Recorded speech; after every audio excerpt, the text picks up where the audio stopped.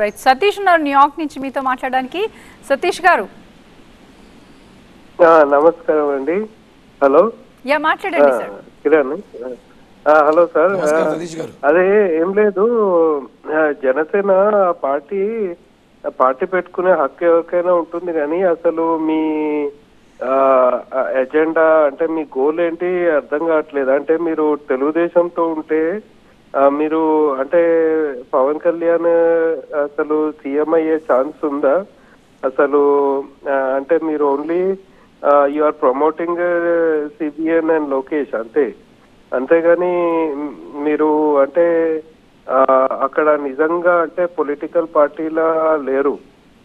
Only అంటే వాళ్ళకి బట్రెస్ చేయడానికి, అంటే కొంచెము సపోర్ట్ చేయడానికి, ఏదో కొంచెము ఓట్లు తెప్పించడానికి ఉన్నారు, కానీ మీ అంతటి మీరు ఎదగడానికి ట్రై చేయట్లేదు. అంటే ఎందుకు అని నాకు అనిపిస్తుంది.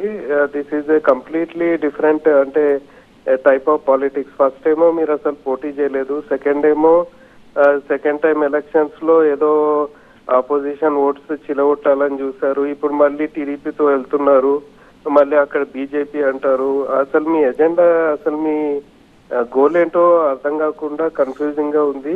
అసలు పవన్ కళ్యాణ్ సీఎం అయ్యే సిబిఎన్ ఉన్నాక అక్కడ పవన్ కళ్యాణ్ సీఎం ఎలా అవుతాడు? ఓకే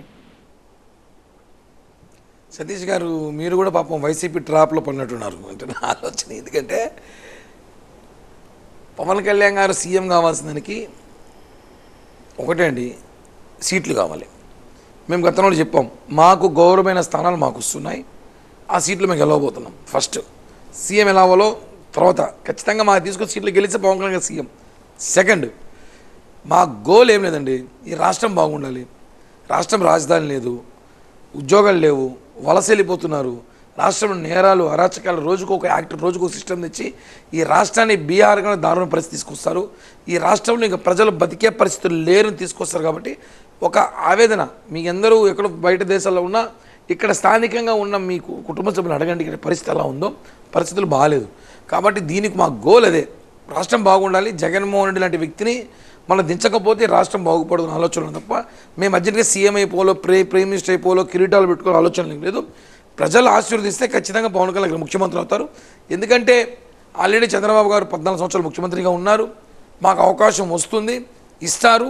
మేము కూడా ఏదైతే హామీలు ఇస్తున్నామో ఎలక్షన్కి, ఆ హామీలు మేనిఫెస్టో రెడీ చేస్తాం. అవన్నీ కూడా మేము ఓకే చేస్తాం.